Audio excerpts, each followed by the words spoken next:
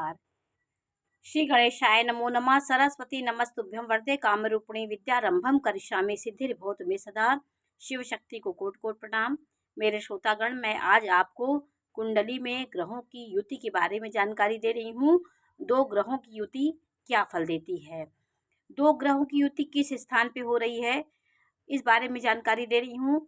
देखिए, सबसे पहले आप कुंडली में कोई भी भाव हो, आपका सूर्य चंद्रमा कहीं पे भी एक जगह बैठा हो, तो ये पूर्णिमा का, ये अमावस्या का संकेत देता है कि आपका जन्म अमावस्या में हुआ है। अमावस्या में सूर्य की रश्मियों से चंद्रमा बिल्कुल प्रभावहीन हो जाता है, वो तत्व उसका कम हो जाता है, इसलिए मन में अशांति उत्पन्न करता है। जब चंद्रमा कमज़ोर हो जाएगा तो मन अशांत होगा, उसकी भावनात्मकता खत्म हो जाती है, कोमलता खत्म हो जाती है और आत्मविश्वासी, मनस्वी, तेज मूर्तिकार हो जाता है व्यक्ति। मतलब उसके अंदर ऊर्जा, साहस और सूर्य का तेज ज़्यादा हो जाता है और चंद्रमा की कोमलता खत्म हो जाती है। ये सूर्य चंद्रमा की युति से होता है, ये अमावस्या होता है। आपका सूर्य ठीक सामने चंद्रमा हो, जैसे यहाँ सूर्य हो, ठीक सामने चंद्रमा हो आपकी कुंडली में, तो ये पूर्णिमा का चांद होता है। दोनों एक दूसरे से 180 डिग्री पे होते हैं तो पूर्णिमा का चांद होता है। पूर्णिमा का चांद होने से व्यक्ति 16 कलाओं में चंद्रमा हो जाता है। वो चंद्रमा की पूर्ण कल्पनाशीलता, कोमलता, भावनात्मकता, प्रेम सब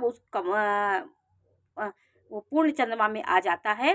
तो सूर्य भी अपना प्रकाश पूरा देता है और चंद्रमा भी। ये हुई पूर्णिमा की बात। अब मैं आपको सूर्य बुध आदित्य योग के बारे में जानकारी दे रही। देखिए, सूर्य बुध आदित्य योग आपका 10वें भाव में बहुत महत्वपूर्ण होता है। ये सामाजिक प्रतिष्ठा दिलाता है, समाज के बीच रहने वाला व्यक्ति होता है, शासन प्रशासन में काम करता है। और सूर्य बुध की युति 10वें भाव में, प्रथम भाव में और आपके ये 5वें भाव में, दूसरे भाव में, यहाँ पे सूर्य बुध ये होगा तो वाणी में आत्मा और वाणी का एक उसके पास आत्मविश्वास बहुत मजबूत होता है। सूर्य बुध का एक योग जो होता है वो व्यक्ति को बुध वाणी का कारक होता है और सूर्य आत्मविश्वास का। तो आत्मविश्वास के साथ आप बोलते हैं, जग जीत लेते हैं अपनी वाणी से। आपकी वाणी में सूर्य का तेज होता है, आत्मविश्वास से बोलते हैं, अत्यंत श्रेष्ठ प्रभावशाली आपकी वाणी हो जाती है। यहाँ पे बुध आदित्य योग 2 जगह पे बहुत अच्छा फल देता है। आपकी प्रथम भाव में हो तो वाणी से, दूसरे भाव में, 5वें भाव में, 10वें भाव में, 9वें भाव में यह युति बहुत अच्छा फल देती है। और सूर्य बुध एक तेज आपके अंदर श्रेष्ठ व्यक्ति हो जाता है। अपने ज्ञान से, अपनी बोली से समाज को नई जागृति देता है। उसकी बात को कोई काट नहीं सकता क्योंकि आत्मविश्वास पूर्ण भाषा वो बोलता है। और सूर्य गुरु का कहीं योग होगा तो गुरु क्या है? गुरु टीचर है, मास्टर है। और सूर्य क्या है? सूर्य आपका आत्मविश्वास है। तो बुद्धिमान आप होंगे, ज्ञानवान होंगे, लेखनी आपकी अच्छी होगी और आत्मविश्वास के साथ कोई चीज़ लिखेंगे, ये बहुत अच्छी स्थिति होती है। सूर्य गुरु का योग एक राजयोग होता है। सूर्य गुरु आपकी आत्मा के साथ गुरु का सम्मिलन हो जाता है तो आपका गुरु 5वें भाव का, काल पुरुष की कुंडली में 5वें भाव में आता है सूर्य और 9वें भाव में गुरु आता है। तो गुरु और सूर्य का योग ये आपको श्रेष्ठ समाज में आपको सलाहकार बना देता है। आपके ज्ञान से, आपकी विद्वता से समाज को एक नई दिशा आप देते हैं। आपका सूर्य मंगल आत्मविश्वास और पराक्रम को बढ़ाता है। आप जब ग्रहों के भावों को समझ लेंगे, ग्रहों के स्वभाव को समझ लेंगे तो युतियों को आप समझ सकते हैं। सूर्य मंगल यदि कहीं पर हो, सूर्य मंगल जैसे यहाँ पे हो, जहाँ पे ये होगा उस भाव को तेज से भर देगा और जहाँ दृष्टि देगा वहाँ तेज होगा। सूर्य मंगल की युति 10वें भाव में अत्यंत श्रेष्ठकारी परिणाम देती है। ऐसा व्यक्ति कुलदीपक हो जाता है और समाज में एक बहुत बड़ा नाम करता है, अपने परिवार, खानदान, कुल खानदान में नाम करता है। सूर्य भी पराक्रमी है, सूर्य भी पराक्रम, आत्मा और पराक्रम का एक मेल हो जाता है। आत्मविश्वास और अपराक्रम के साथ आप चलते हैं। आपका जो पराक्रम होता है, ऊर्जा होती है, वो बैलेंसिंग हो जाती है। यहाँ पे आपका बैलेंस आत्मा दिखाता है। तो मंगल सूर्य एक जगह होंगे, प्रथम भाव में होंगे, चतुर्थ में होंगे, सप्तम में होंगे, अष्टम में, 12वें में होंगे, तो व्यक्ति घोर मंगली होता है, क्योंकि दोनों पराक्रमी ग्रह, क्रूर ग्रह के साथ मंगल यदि प्रथम भाव, चौथे भाव, 7वें भाव, 8वें भाव, 12वें में होगा तो व्यक्ति मंगली होता है। यहाँ पे मंगल आपको बहुत पराक्रमी बना देता है। तो इसके साथ गुरु के साथ इनका जो है ये सूर्य के साथ संयोग आपको पराक्रम से भर देगा। ये युति आपको बलशाली, आत्मविश्वासी और ऊर्जावान बनाती है। अब मैं आपको सूर्य और शनि की युति के बारे में जानकारी। सूर्य और शनि की युति क्या है? सूर्य शनि न्यायाधीश, सूर्य आत्मा है और शनि न्यायाधीश है। तो न्यायाधीश के साथ, राजा के साथ ये जुड़ता है। ये सूर्य के साथ शनि उस स्थान में वृद्धि करते हैं।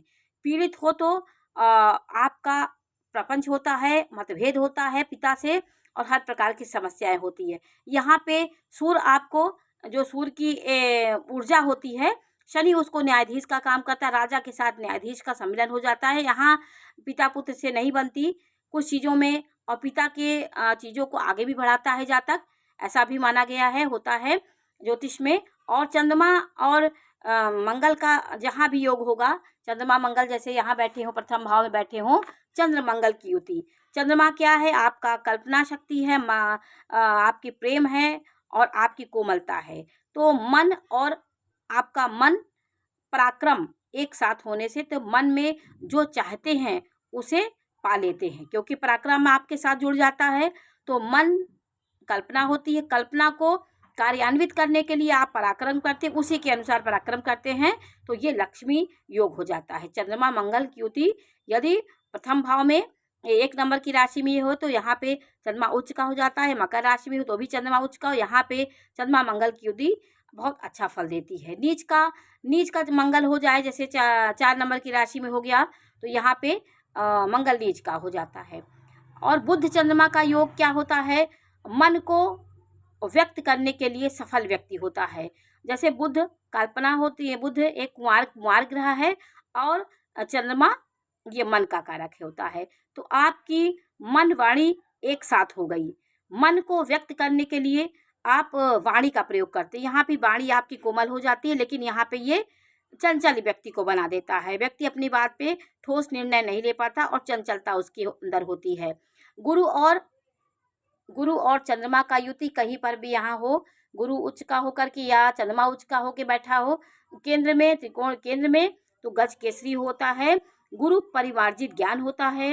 मन का परिमार्जित ज्ञान के साथ गुरु का साथ हो जाना, ये अपने आप में एक राजयोग हो जाता है। तो व्यक्ति अपनी कल्पना को अपने परिमार्जित ज्ञान से समाज में कार्यान्वित करता है, सही सलाहकार होता है, ज्ञान से भरा होता है, और समाज उससे प्रेरणा लेने के लिए आता है।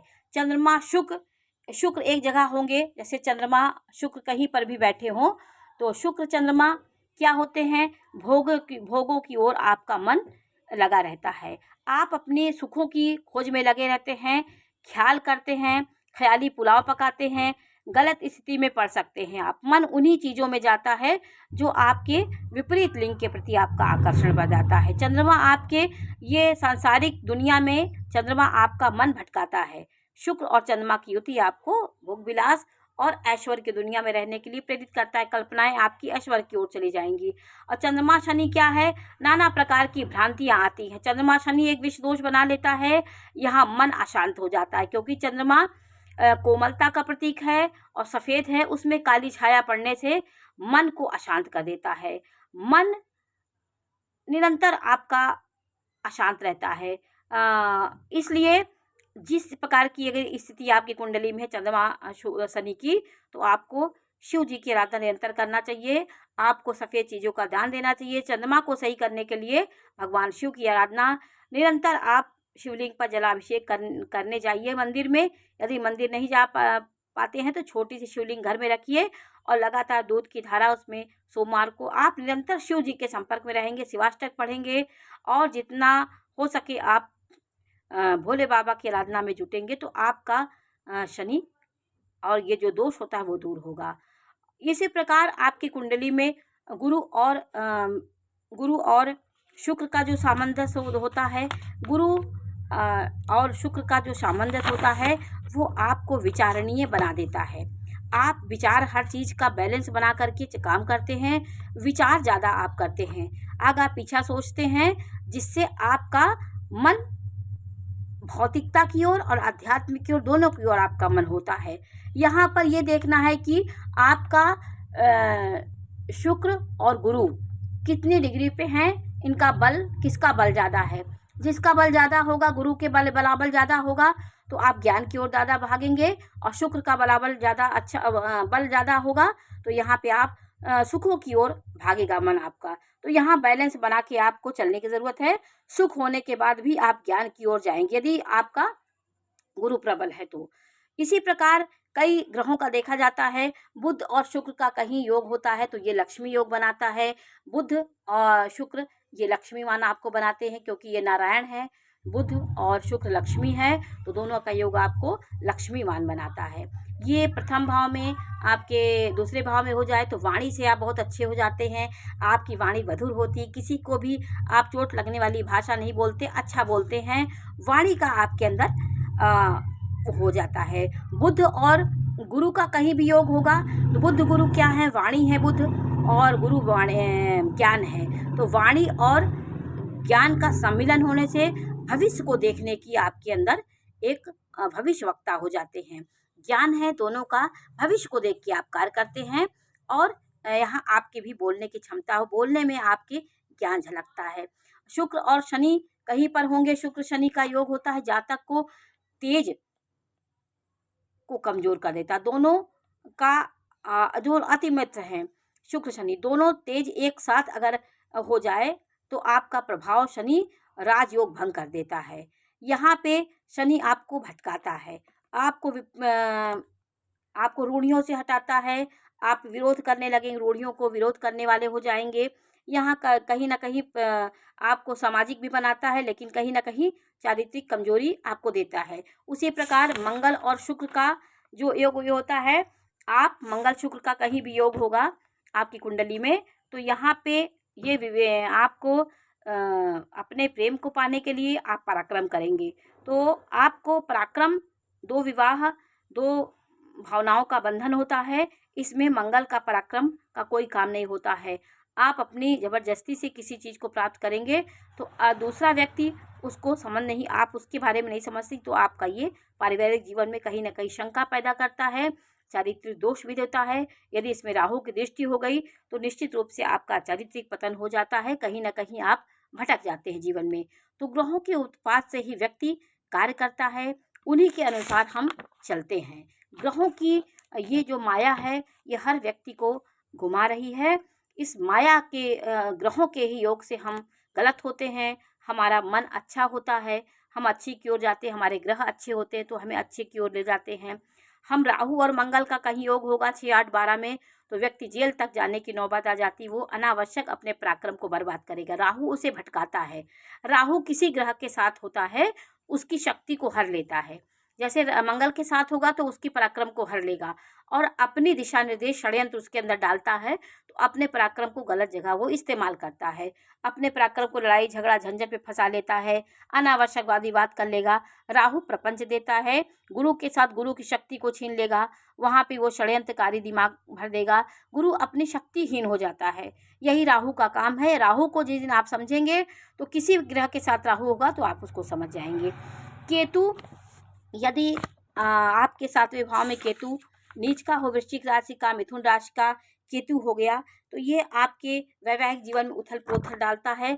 आप शंकालु हो जाते हैं, शंका से आप अपने वैवाहिक जीवन को खराब कर लेते हैं। यहाँ पे राहु होना, मंगल होना, सूर्य होना, ये वियोगात्मक ग्रह हैं।